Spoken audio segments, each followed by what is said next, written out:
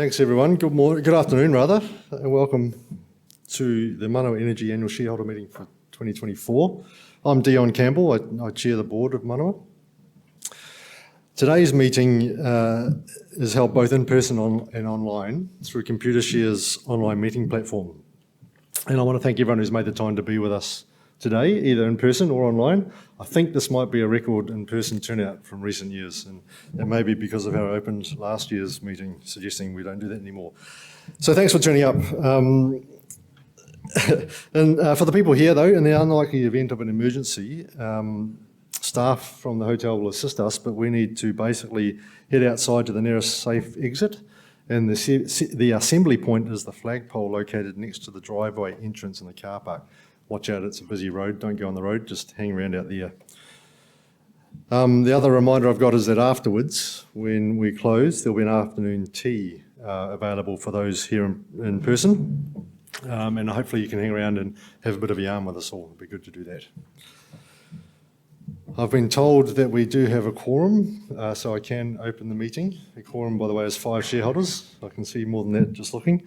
And so unless anyone objects, I propose that the notice convening this meeting be taken as read, and I declare the 2024 Manawa Energy Annual Shareholder Meeting open for business. The board has confirmed that the minutes of the last annual meeting held on the 27th of July 2023 are a true and correct record of that meeting. Copies of the minutes of that meeting are available to shareholders on Manawa's website. As I said earlier, we're holding this meeting as a hybrid meeting in order to give shareholders the option to join here in person or online. Shareholders are able to ask questions during this meeting today, both either in the room or online. For shareholders online, if you would like to ask a question, please select the Q&A tab on the right half of your screen. Type your question into the field and press send. It will then be sent through for us to answer. If you require any assistance, the Computershare team is available via the chat function. Questions can be submitted at any time and will be answered at the appropriate time during the meeting. Please note that your questions may be moderated or amalgamated, and Carl Wansbone from the Manawa Energy Finance team will be asking the online questions on your behalf today. Thanks for that, Carl, standing at the ready. For those shareholders who are here, present in Tauranga, who want to speak or ask a question when we open for questions, please raise your hand and one of the team will bring you a microphone. If you wouldn't mind waiting until you get the microphone so everyone could hear, please. Please also start with your name and then proceed to your question so we are all aware of what you're asking. I think I'll introduce the people here today. I'll start with directors, and in order we have Sheridan Broadbent, Joanna Brea, Michael Smith, and Philippa Harford. And on this side, Joe Winmeyer down that end, and that's your full board, including myself. And we have Clayton Delmata, Chief Executive Officer, and Chief Financial Officer, Phil Wilshire, sitting next to him. We also have the other members of Manawa's executive team scattered around the room. And the photos are on the screen, so you'll recognise them. But we have Todd Mead, Richard Spearman, Deb Sinclair, Jim Pearson, and Matt James. I also welcome KPMG Audit Partner Glenn Keeney, here up the front. KPMG were our auditors for the 24 financial year. And finally, thanks and welcome to the Computershare team, Della Selby, Jane Stretton and Sophie Boyce. They're here with us in person, and Ross Milliken is here remotely. Computershare hold our share registry and do a great job making sure everything works nicely on the resolutions and votings front. So thanks for helping us stay in control today. So without any further ado, let's get into the agenda.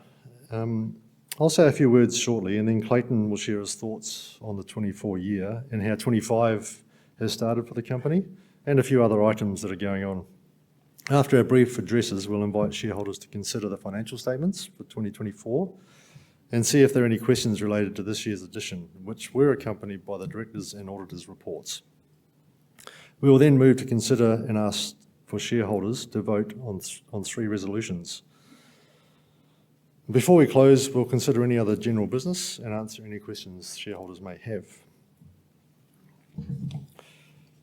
So it's my pleasure to provide another update for Manawa Energy shareholders. The release of our results for financial year 24 may actually seem like a long time ago, but the changes and challenges experienced since our last shareholder meeting should not detract from the outcome we achieved in financial year 24, which I believe was an encouraging outcome and reflective of our continuing improvement in capability and understanding on how to operate as an independent power producer in the New Zealand energy market. More recently, there have been some challenging moments in the New Zealand energy market, exposing some of the risks we take as an independent power producer when selecting customers, which when combined with a market-wide fuel shortage can have material consequences. Most of you will have seen the significant announcement made by Manawa Energy last week. I will discuss this further later, but thought it would be useful to firstly cover our core IPP strategy, the recent market difficulties, and why the proposed transaction with Contact Energy is positive for both the market and the shareholders of both companies. In his first address as CEO, Clayton will provide commentary on his team's progress with our existing assets, including serious reliability improvements, the development pipeline, and he'll provide more detail on the 24 financials. Manawa's position as an independent power producer with a diverse collection of valuable hydro generation assets and an attractive development pipeline requires careful assessment and management of operational risk and a laser focus on lowering the cost of energy produced to ensure our developments find customers. Since our last meeting, your board and executive team have been focused on positioning the business for success as an independent power producer, dedicating a lot of time to understanding where the pockets of value exist for Manawa and how to best access these. The performance of Manawa's existing assets is key to unlocking the inherent value in our expanded development pipeline. Over time, Manawa has tried to maintain a high level of relevant operational and technical expertise at governance and executive level, with the understanding that deep sector experience and leadership ranks allows a business to take more informed positions on risk and therefore capital allocation. Knowledge of compliance and safety obligations and being able to fully consider all aspects of likelihood and consequence and the consequences associated with operational risk allows for more efficient use of capital without material performance degradation. When it comes to new developments for Manawa, there is a well understood process of finding great options, developing and designing these well, attracting high quality customers, and then delivering the construction projects to plan, all to produce the lowest cost electricity as possible. One of the key factors influencing cost of energy from a new project is the cost of the capital used to fund the project, both equity and debt. And this is largely driven by risk. One important opportunity to lower risk and therefore cost of capital is to remove revenue uncertainty by securing large volume, long tenor offtake agreements with credit-worthy customers. These customers understand the market and are also looking for certainty to allow them to supply their industrial load, their own electricity customers. They effectively put their own balance sheet to work to enable the right projects to be funded, whilst also effectively meeting their own energy needs. It's not a hard recipe as an independent power producer. Moving on to financials, Clayton will provide more details, as I said, but I want to highlight that in May, we reported financial performance for the financial year 24 with EBITDAF from continuing operations of $145 million, a 6% improvement on the prior year. Also, the board approved a final ordinary dividend of 11 cents per share to lift the total ordinary dividend for the year to 19 cents per share. It's a 19% increase on the prior year. A couple of observations on the industry. New Zealand's electricity sector market celebrates the dominance of renewables, with greater than 80% of electricity in a typical year produced from renewable sources like hydro, wind and geothermal. The market also relies on thermal fuel, coal and gas to provide risk protection in the event of a renewable fuel shortage. This year, New Zealand has experienced a sustained period of unusually low wind and rain weather patterns. At the same time, ideologically based previous government policy settings have resulted in reduced gas supply. This combination resulted in high prices, very high prices. which in any market typically signals the need to reduce consumption. This is further evidenced by the fact that when this fuel supply increased recently with the rain, along with demand response from some large load, prices have decreased rapidly. This access to fuel has absolutely nothing to do with competition in the electricity market. It is simply reflecting the expected variability from time to time in the level of available renewable resources and a declining level of production in the case of gas. A large part of the solution to this is to encourage more renewable generation to be built, to allow more of the fuel that does become available to be used, and for the hydro assets to be used increasingly as risk cover rather than base load. Other parts of the solution will be to encourage storage, demand-side management, and other innovations that can be expected from the sector in the future. I reiterate, this has nothing to do with lack of competition. It has everything to do with available generation. And New Zealand needs to get on with building a variety of new generation options. With the certainty that the New Zealand aluminium smelter, NZAS, will operate for at least the next couple of decades, many of the announced and planned generation projects from both large participants and increasingly of late a great many independent power producers will be built, resulting in a significant increase in generation capacity and therefore energy produced. There is sufficient competition in the generation sector. Manawa recently announced the impact of one of its customers facing stress in the market conditions that persisted until recently.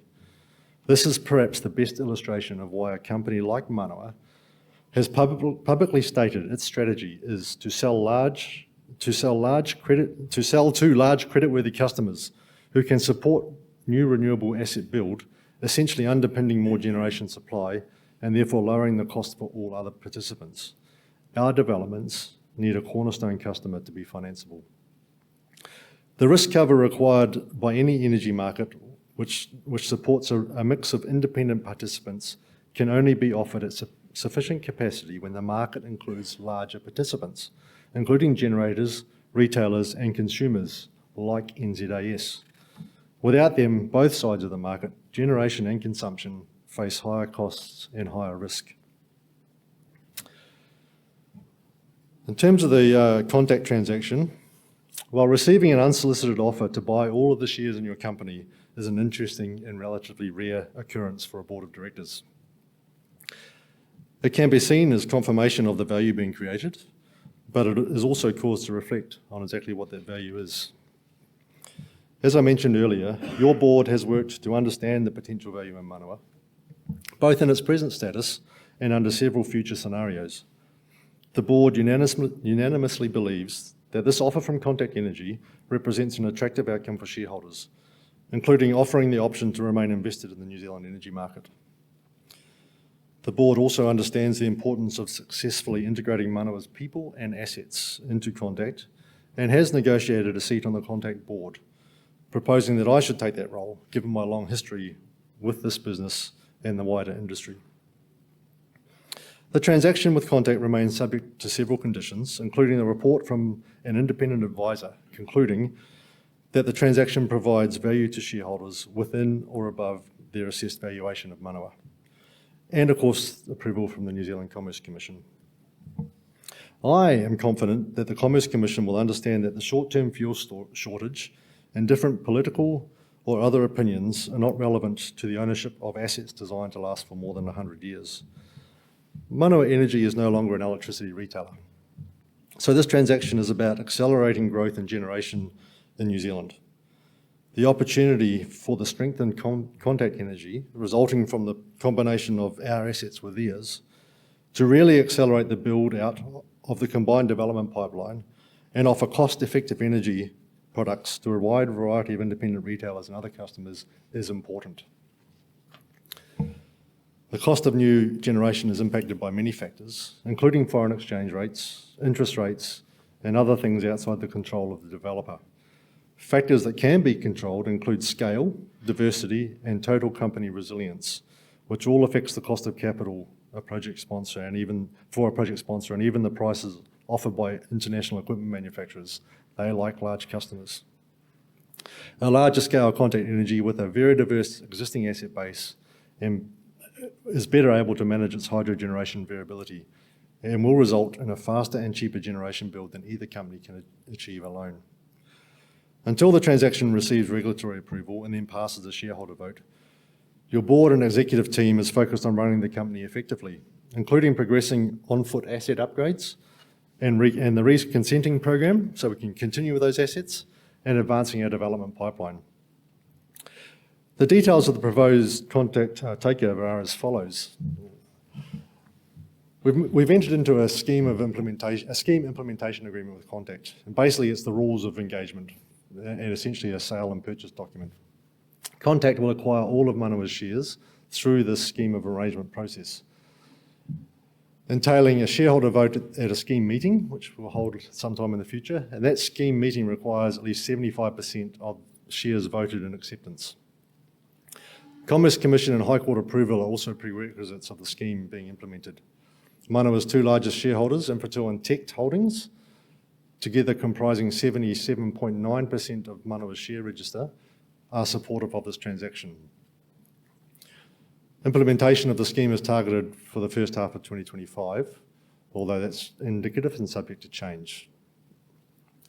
The details of the consideration are that Manawa shareholders will receive an effective value of $5.95 per Manawa share, comprising of 0.5719 Contact shares for every share you currently hold in Manawa, implied consideration of $4.79 per share, plus $1.16 per Manawa share in cash.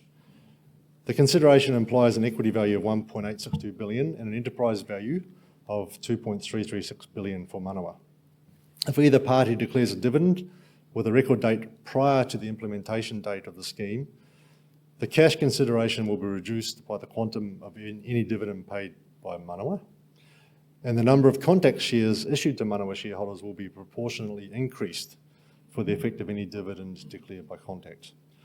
So that allows both companies to take care of dividends without affecting the base level of the transaction. The benefits, well, it's attractive value being offered to Manawa shareholders, significant takeover premium relative to Manawa's recent share price levels, and the illustration shows there, 47, nearly 48% premium to recent share trading. It's a pretty good outcome. And an EV to EBITDAF multiple of 16 times based on the FY24 results. Manawa shareholders will become shareholders in a combined company with a strategic and diversified generation portfolio, a large customer base, and a significant portfolio of renewable energy development options.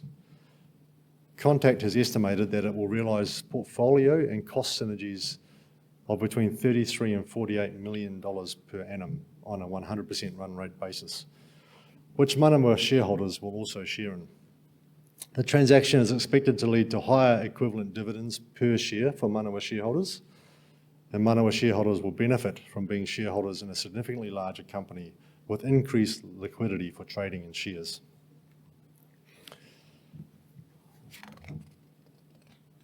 The Manawa directors unanimously recommend that, when asked at the scheme meeting, shareholders vote in favour of the scheme, with that recommendation subject to the absence of a superior proposal and the independent advisor's report concluding and continuing to conclude until the scheme meeting that the value of the consideration is within or above that advisor's valuation range for Manawa shares. Manawa will hold the scheme meeting as soon as practicable after the Commerce Commission approval is satisfied. Manawa will send a scheme booklet containing information relating to the scheme, the independent advisor's report, information relating to the scrip consideration and Contact, and other details to the Manawa shareholders ahead of that scheme meeting. As I said, implementation is targeted for first half of 25. The scheme is conditional on Commerce Commission approval. The independent advisor's report concluding, as described earlier, that it's good value for shareholders, and the Manawa shareholders, of course, approving the scheme at that scheme meeting after satisfaction of the Commerce Commission approval condition. It also requires High Court approval and other customary conditions, including no material adverse changes and no prescribed occurrences affecting Manawa or Contact. Basically, if it all goes wrong, it's off. So I think that's enough from me. I'll conclude by saying I would like to acknowledge and thank my fellow directors for their additional effort this year. We weren't expecting to have to negotiate a scheme on your behalf, but not only did we navigate that transaction with Contact, but also we made progress in the reset of the executive team. We have a new chief executive this year. And we also looked through the recent market stress as we settled into our position as an IPP. I also want to thank the executive team. The 24 result was pleasing, and the work required to achieve the improved generation asset performance, progress on the development pipeline, and allow Contact's due diligence, all whilst the market has been challenging, cannot be understated. To you, the shareholders, this is potentially Manawa's last annual meeting. We've got a scheme meeting, hopefully. So I'll take the opportunity to thank you also for your ongoing support. I've met some today who have been with us as shareholders for 30 odd years, so thanks for that. I'll now hand over to Clayton, Manawa's Chief Executive.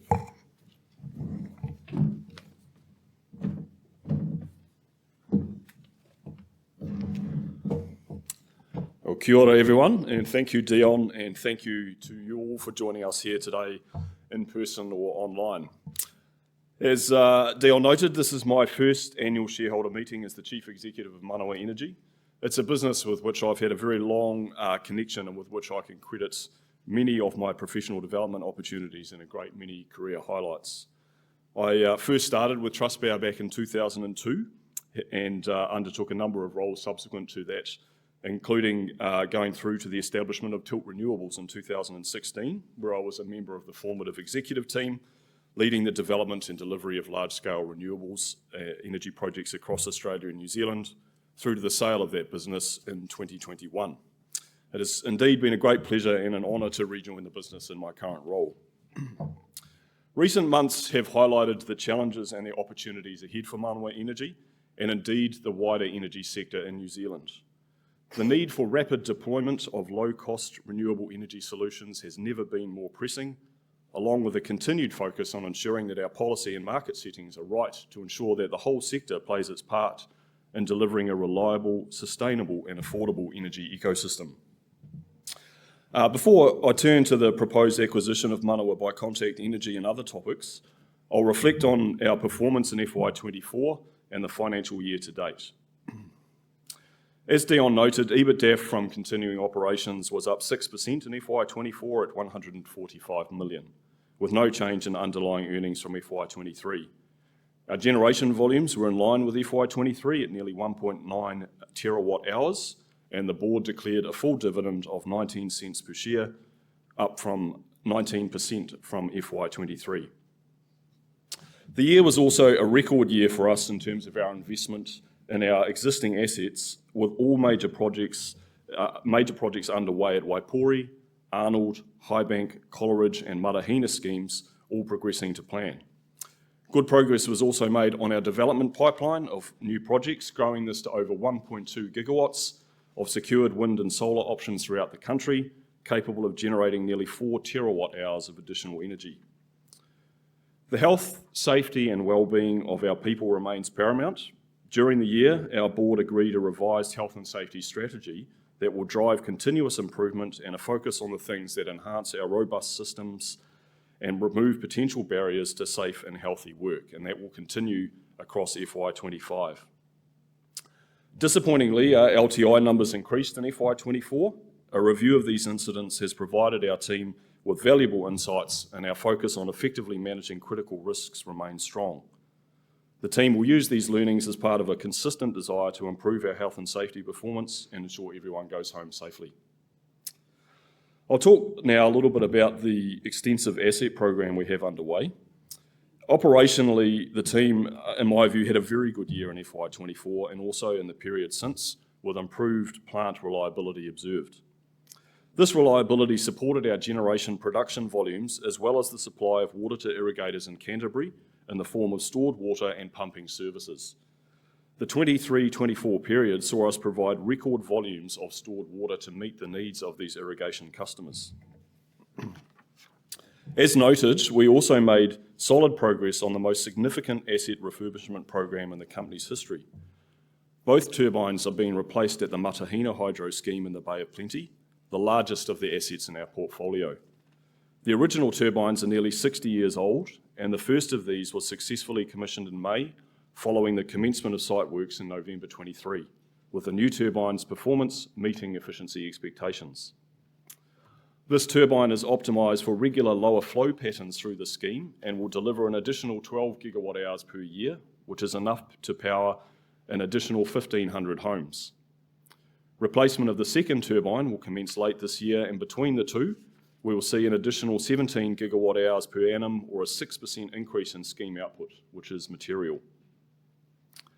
Full replacement of the Highbank turbine and generator unit in Canterbury will commence next month, with a significant amount of project planning and assembly of the new generator recently completed in advance of the main unit outage. In the last few weeks, the team successfully commissioned our Pumps as Turbines project, which converts the existing irrigation pumps at Highbank to also run in turbines and generate in the order of 6 megawatts of energy. This will partially offset the impact of the circa 18-month outage on generation volumes over this period, as well as providing resilience during future outages at the scheme in the coming years. This project was yet another great example of innovation from our team, finding ways to extract additional value from the existing asset base and our infrastructure. The team also completed a complex extended outage at our Waipori scheme in Otago over the summer period, completing the 3 and 4 station generator replacement project, as well as a number of asset improvements and long-term maintenance projects. It's very pleasing to see the execution of these large projects progressing to plan, and we will continue to focus on ensuring that these are delivered safely to meet or exceed business case expectations. The Esk scheme in Hawke's Bay suffered very significant damage from Cyclone Gabrielle in early 23.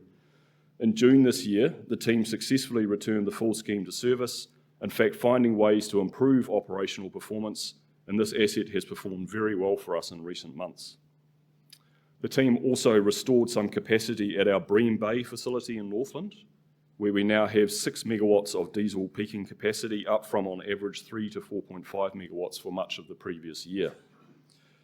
Whilst we expect this asset to only run infrequently, it does offer us protection from our exposure to very high price periods in the market, such as those we've seen recently, or where we may have an energy shortfall from our wider portfolio, or just have the need to preserve some water, supporting energy security in the local region as well, which was something we observed in June this year when a certain tower fell over.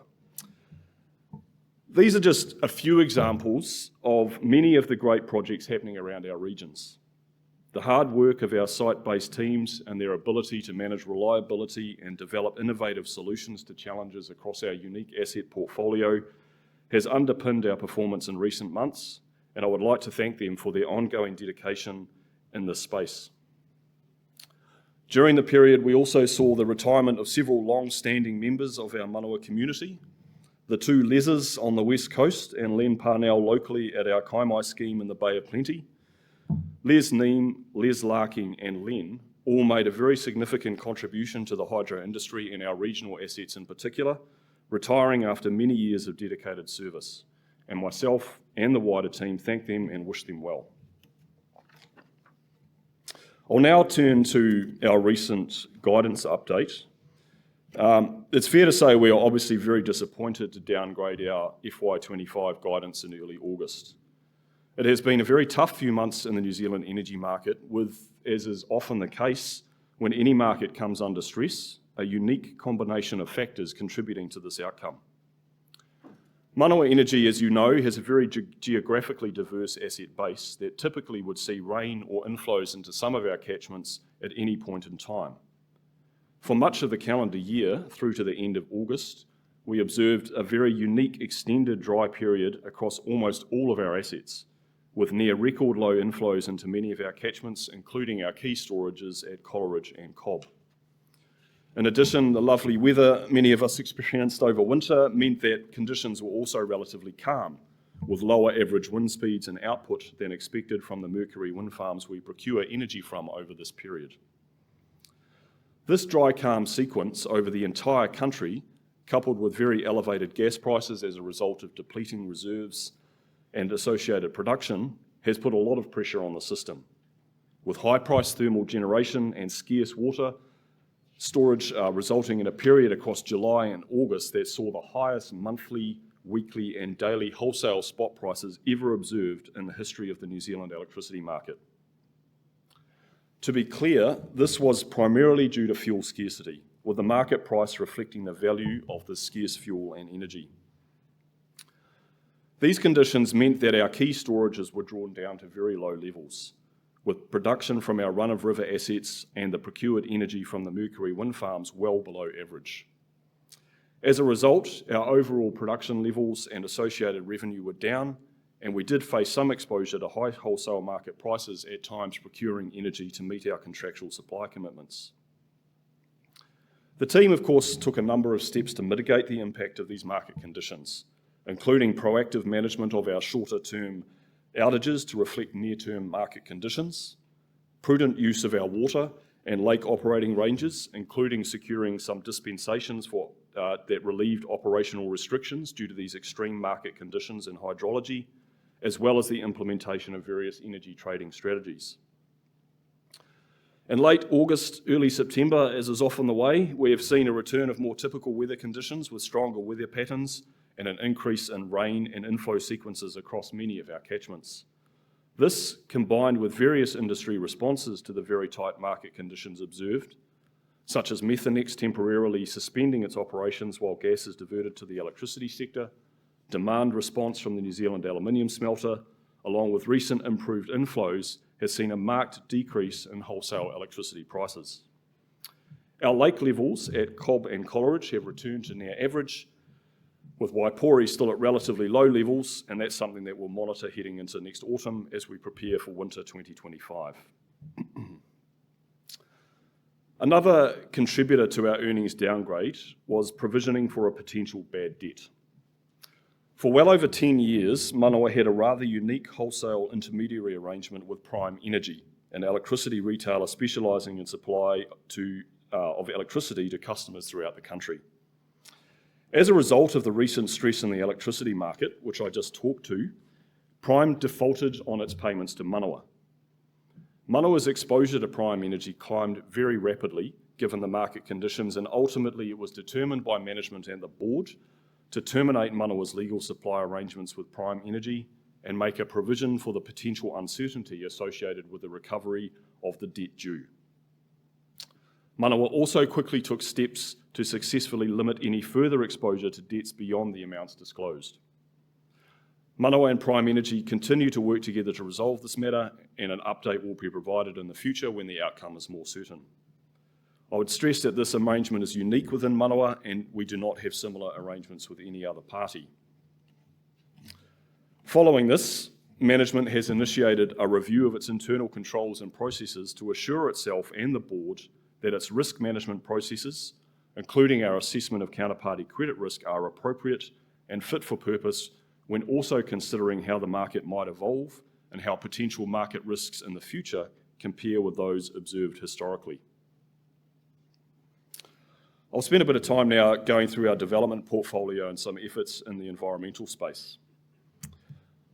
Manawa has a long history of renewable energy project development, with Trustpower owning, operating and developing some of the first utility-scale wind farm projects in New Zealand and successfully developing a number of projects throughout New Zealand and Australia in the last 2 decades. Following a period of relatively little activity in this space, Manawa has built up an attractive pipeline of wind and solar options throughout the country, as noted, now having over 1.2 gigawatts of secured project options to advance, representing nearly 4 terawatt hours per annum of new generation potential, as well as more than 500 megawatts of other projects at an earlier stage of development. During the past year, Manawa secured resource consents for our first solar project, the Argyle project in Marlborough.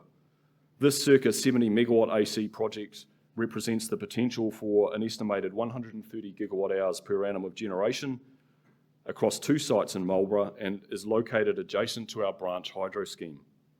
This project represents an attractive near-term development opportunity in a great location with a great resource and synergies with our existing hydro assets. In addition, consenting activities at the Hurawaka and Kaihiku wind farm projects. Kaihiku is something we're developing in partnership with Pioneer Energy and are both very significant scale developments for Manawa. These are also progressing with lodgement of consents expected late this financial year or early the next. In addition, we continue to progress consenting and design-related activities at a number of other wind and solar projects throughout the country. Manawa has submitted a number of projects for consideration into the proposed fast-track approvals bill process, including reconsenting associated with some of our existing hydro schemes, and we will await the outcome of the process later in the year. I am very proud of the efforts of our environment team, in particular maintaining a strong record of ongoing compliance across some 3,500 resource consent conditions, as well as enhancing environmental outcomes such as improved fish and eel passage around the structures at our schemes, working closely with iwi and hapu on this environmentally and culturally important work.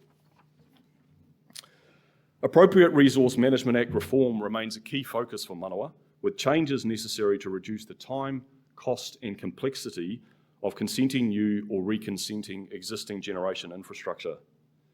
We do have significant concerns that some of the proposed RMA changes signalled will not, in fact, provide an enabling regime for new renewable generation investment and reconsenting, rather introducing new and expanded hurdles that will add delay, uncertainty and cost.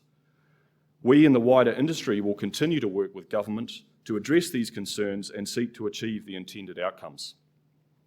New Zealand will simply not achieve its energy or climate ambitions if the industry is not able to efficiently secure the key approvals required, along with operationally and economically feasible conditions, and unless it appropriately balances actual or potential environmental effects against the significant economic and environmental benefits that these projects can deliver.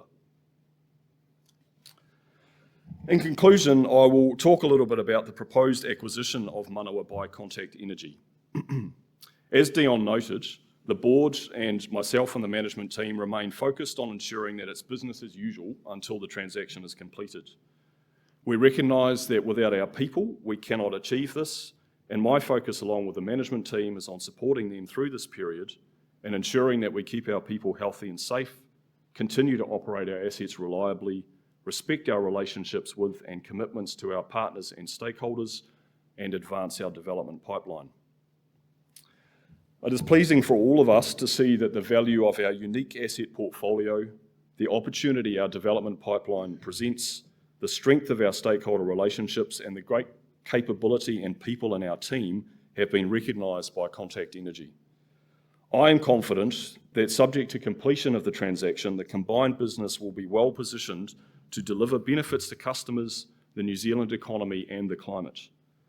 Greater resilience through the diversity of generation technology, fuel and location, along with a highly prospective expanded development pipeline, is exactly what is required to deliver improved economic and environmental outcomes for New Zealand in the future.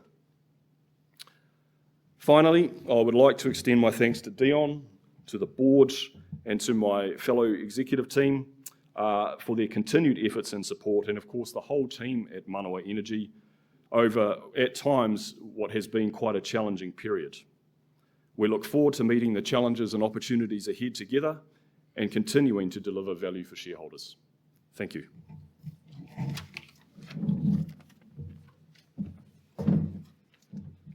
All right, thanks very much, Clayton. A nice overview of the business. So we're moving to more formal matters now, and this is an opportunity for discussion on the financial statements of Manawa Energy for the year ended 31st March 2024. We invite shareholders to receive and consider the financial statements of Manawa Energy for that year, together with the directors and auditors' reports to the shareholders. These were obviously sent to everyone a wee while ago rather than just today. But are there any questions about those financial statements? Is there anything online, Carl? No. Thank you. So we might now move to the resolutions. We have 3. But before we do that, I might just provide some information on voting. This will be conducted by way of a poll on all 3 resolutions. Each resolution is an ordinary resolution and must be approved by a simple majority of eligible votes cast by shareholders.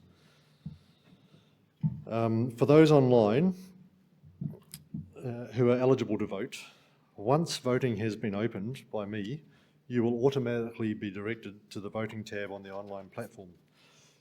You will see the list of resolutions and your voting options. Simply select your voting direction for each resolution from the options shown. You will have the ability to change your vote until the time I declare voting closed. For those shareholders here in Tauranga, complete your voting papers when I open voting. Computershare will collect the voting papers once the resolutions have been considered and voting has closed.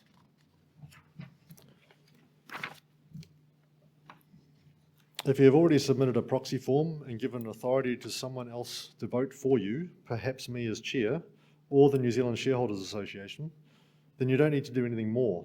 Your shares will be voted in accordance with your instructions. I note that all proxies which have been received for the discretion of the chair will be directed in support of the resolutions, or as otherwise instructed. Finally, persons attending who are not shareholders, proxy holders, or corporate representatives of shareholders are not entitled to vote. So I now declare voting open on all items of business. Please submit your votes at any time from now as we run through the resolutions.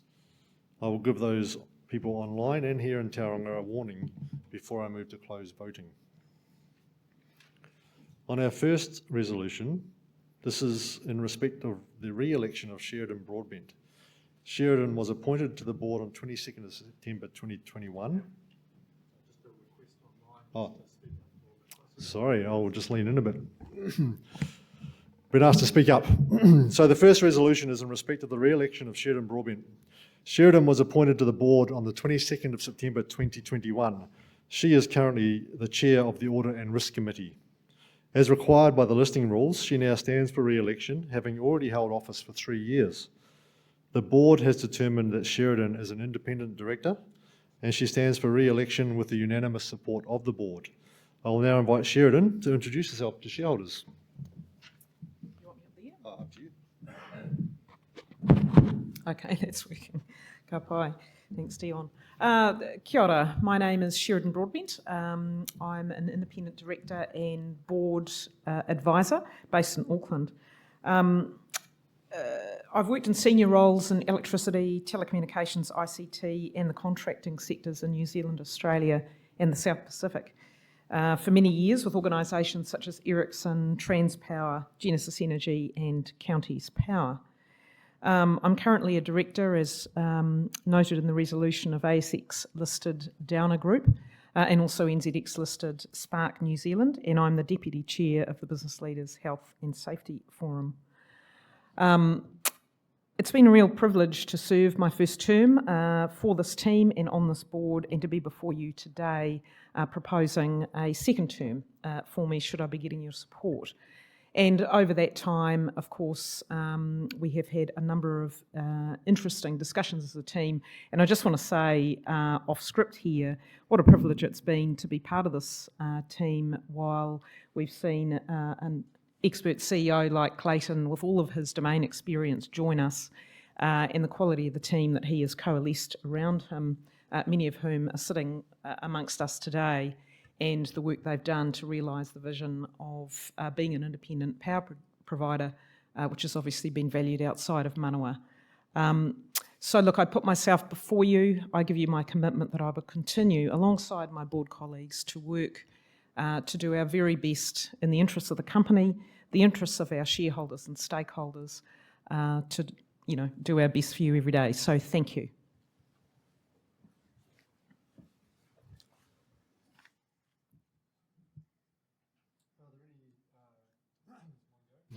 Are there any questions on that resolution? Thank you, Sheridan. I now ask you please to vote on that resolution. For resolution 2, this is in respect of the re-election of Joanna Brea. Joanna was appointed also to the board on the 22nd of September 2001. She is currently chair of the People and Culture Committee, and as required by the listing rules, she now stands for re-election, having held the position for 3 years. The board has determined that Joanna is also an independent director, and she stands for re-election with the unanimous support of the board. And now I'll ask Joanna to please introduce herself. Thank you, Dion, and good afternoon. I'm honoured and delighted to be considered as an independent director for Manawa Energy after a great initial 3 years working on the board. The last year has been an amazing and very effective year of change, as has already been discussed. A new CEO, a new chair, and 2 new board members on our team. We've got a great IPP strategy, which was developed early on, and the exec team and the board have worked really well together to move the strategy forward. It's been an impressive year of seeing people work together as a team, proving how effective that can really be. I've been the chair of the People and Remuneration Committee, assisting the team and the board as we steered our way through a new people framework. Until recently, I was the chair of Manawa Energy Insurance Limited. I've now handed that on to my capable team member, Philippa. During my tenure, I was also involved in the last bond issue. And finally, I've attended numerous site HSE, so health, safety and environment, visits way above my governance duties, and that's because I have a real passion for HSE, and I really feel that I can make a contribution to the team and to the board. I'm not saying that the assets are not being well run. In fact, they're very well run, they're efficient and they're very safe sites, but it's great to get out and engage with the team. My project delivery background from my previous roles of being the CEO of Todd Energy have enabled me to ask questions to minimise risks associated with new projects in our quest to find and develop a diversified portfolio of renewable energy across New Zealand. I believe we have an exciting portfolio, as already been described by Dion and Clayton, of great potential projects for the future to come, whatever that may be. Finally, I'm a member of the Institute of Directors and an active member of the Taranaki Branch Committee, ensuring directors are abreast of changing governance issues in New Zealand. Thank you for briefly allowing me to talk about my professional career and how I can assist in the governance of Manawa on behalf of the independent shareholders. Thank you. Thanks, Joanna. Are there any questions or discussions on this resolution? In that case, please, can you now vote on that resolution, Resolution 2? And the third and final resolution is to authorise the directors to fix the fees and expenses of the auditors KPMG for the ensuing year. Are there any questions or discussion on that resolution?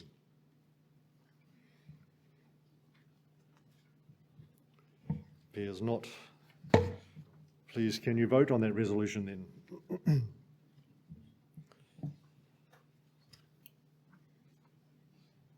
So that now concludes our discussion on the items of business. It was not a long discussion. I'll pause for a moment now to allow you to finalise your votes before I close the voting.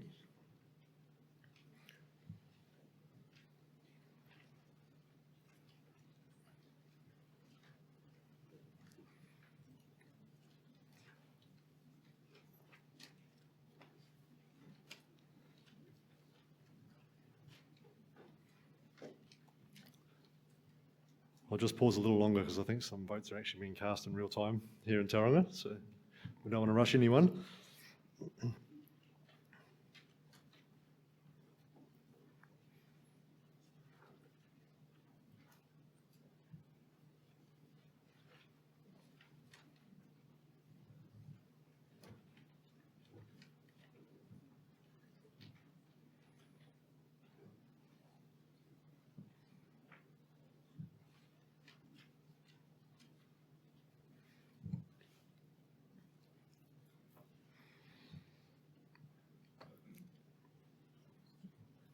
I'll just double check before I close the voting. Are there any questions online or anything?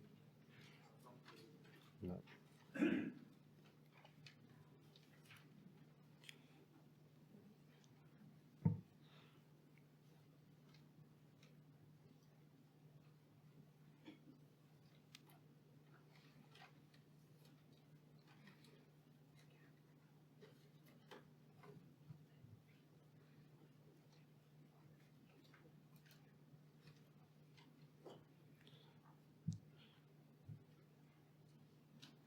There's just a couple more votes being cast in real time, so we'll give them time because we don't need to rush anyone.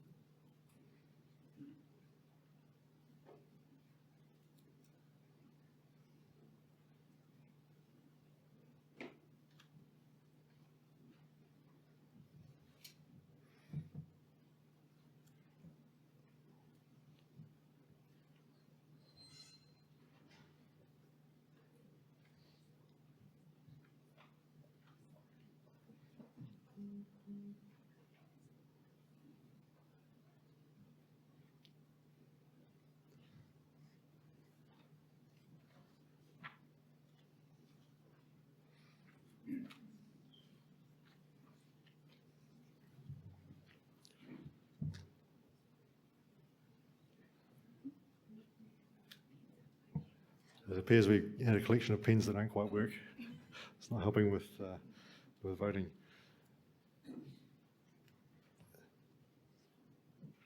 Okay, in that case, I will declare the voting closed, and the votes will be counted and announced to the NZX after this meeting concludes. So it's now the opportunity for me to open up for any general or final questions. And please remember, if you're asking a question in the room today, please wait for the microphone and start with your name. Okay, any questions? There's one at the back first, just a second.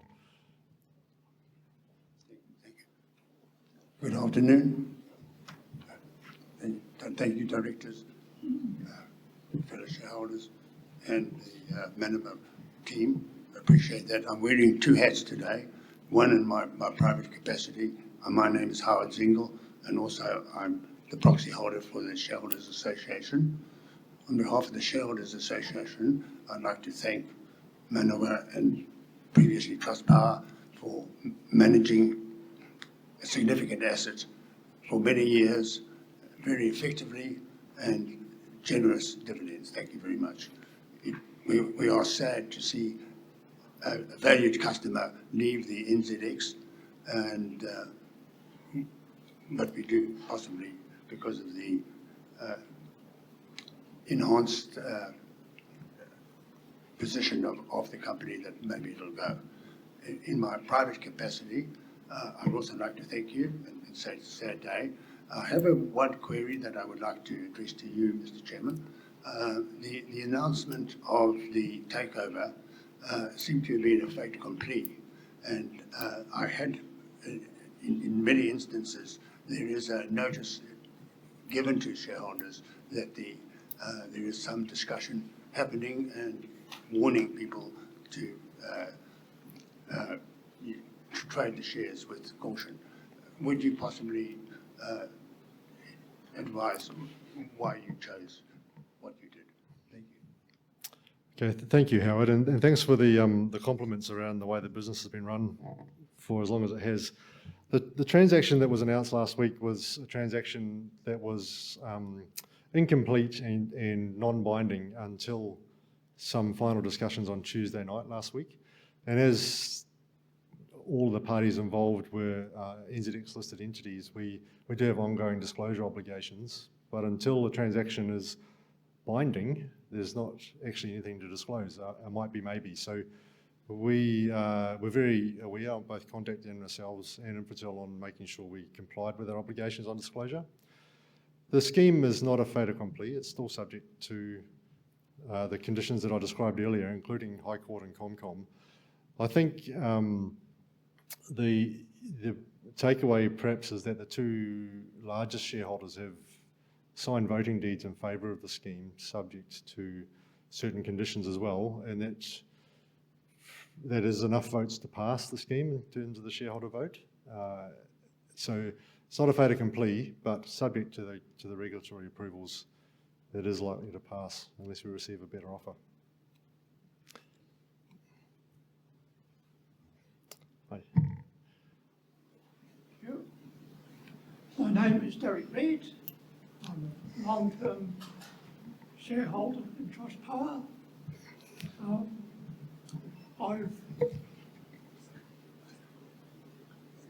Thank you. And I am sorry to hear that Trustpower will be disappearing. It's been like a family to many people in Tauranga for a long time, 25 years plus. And my modest shareholding has returned several $100,000. It's been very welcome. Anyway, that's a comment. I thank Trustpower for what they've done over many years of business. My question is, share prices often do not give a true indication of a value of a company. And in your annual report, there is a valuation of all Manawa's assets. I wonder if you have a figure of what Contact Energy's value, what they are offering for the assets you've got mentioned in your annual report. Would you have that information? Well, it's not really directly like that. Thank you for the question, first of all, Derek, but also thank you for being a shareholder for so long. It has been a good run.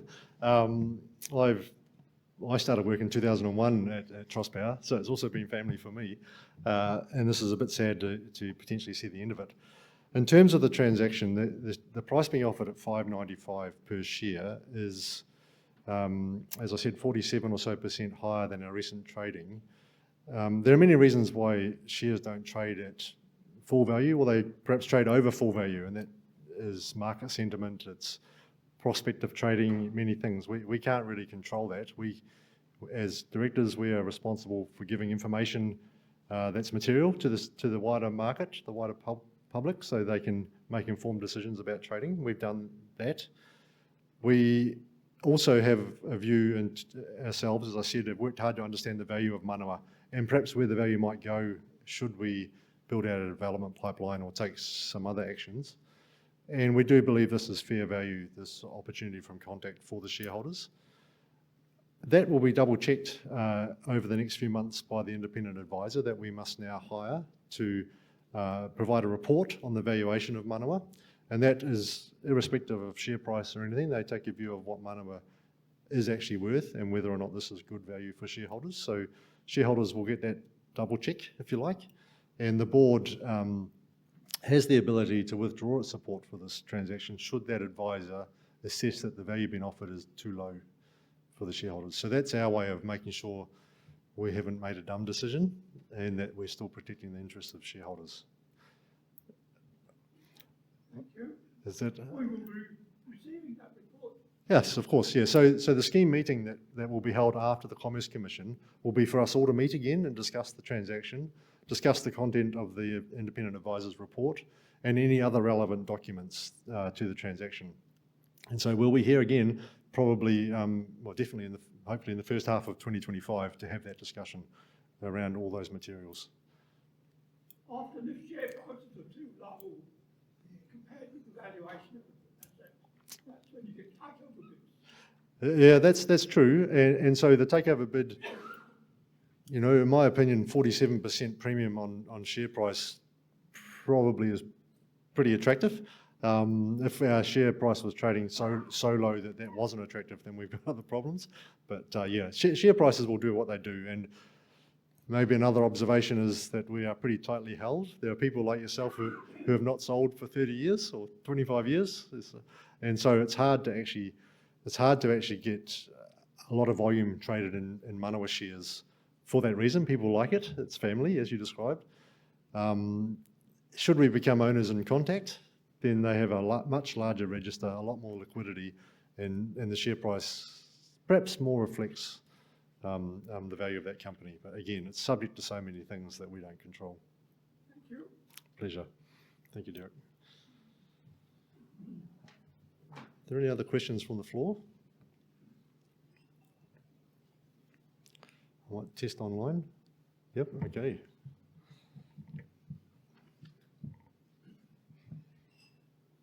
First question online. Manawa has various projects in its development pipeline. The scheme of arrangement with Contact will take some time for necessary approvals by various parties, including shareholders. What will the process be to make progress on the various Manawa projects during this approval period? Will Contact have either input or be kept informed on Manawa's priorities during that approval period? The purpose of the question is to try to understand how the board reconciles business as usual for Manawa together with Contact's legitimate interest. Yeah, thanks. That's a really interesting question and useful. We we've made it, first of all, there's one thing, we're still competing with Contact in the market. This is a proposed transaction and we must act like competitors, so they cannot stop us progressing, except under the scheme implementation agreement, we're not allowed to take large investment decisions because that would change the whole financial structure of the company they think they're buying.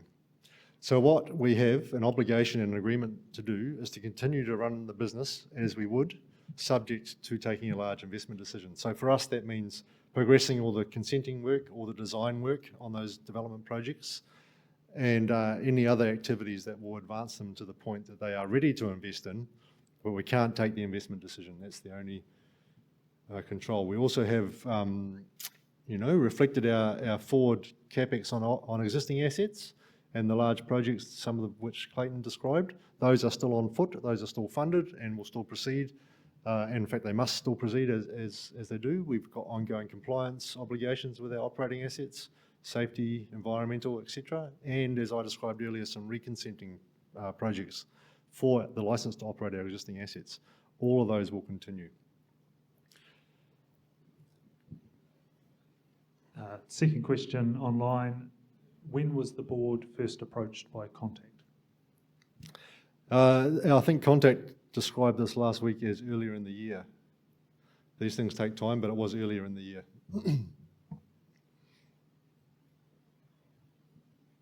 That's everything online.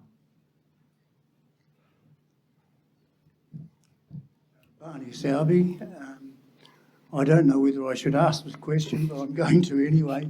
I'm a shareholder of Contact as well. Right. And I would just like to know if you can predict whether the shares in Contact will go down when this deal comes through. Nice one, Barney. I am not able to predict what shares will do in Contact. I think if we take a view of why Contact are doing it, they see it as beneficial to their business having Manawa in their tent, and that's all we can really assert. Yeah. Thank you.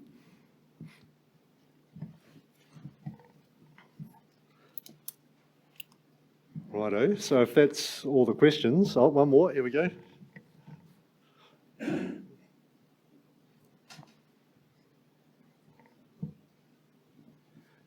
Ross Prestige, also a long-term shareholder. I believe this could be irrelevant now, but last year at the AGM, I asked if there was any possibility of putting in some chargers, electric, you remember I do, that? yeah. For benefit of the staff and some of us long-term shareholders around your area, and I haven't heard a thing since, but I've also noticed that the Regional Council have put, where their councillors in Elizabeth Street, they've put about 8-10 charges down the bottom for their workers and all, and I know it was suggested from the meeting last year that it was a good idea. Have you just thrown it in the bin, or have you done something? Thanks, Ross. Thanks for reminding us of that. I think you made that comment shortly after booing me for suggesting we stop having these in-person meetings last year. But and it was a bit of an opportunity for us to make up the cost or re-spend that cost. But no, so we haven't progressed the electric vehicle charging.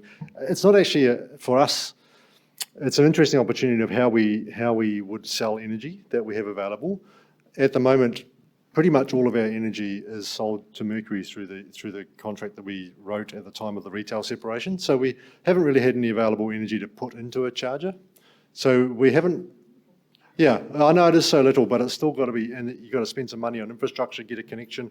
And so until we decide we're going to be electric vehicle chargers, we haven't made progress. We haven't put it in the bin, but this hasn't been the year for that. Yeah, I was just meaning for you let down here, not For sure, I understand. Yep, that's fair. I think there's probably other people that might be best placed to provide charges for Tauranga only. Yeah. We may not get the chance anymore either, as you said. Yeah. Right. Nothing online? All right, well, thanks very much for the participation and the fun questions. It's the best part of the day, in my opinion. But it does conclude the business of the meeting, and I therefore officially declare the meeting closed. So thanks again for your attendance, your interest and your ongoing support of the company, Manawa Energy. We'll see you at afternoon tea.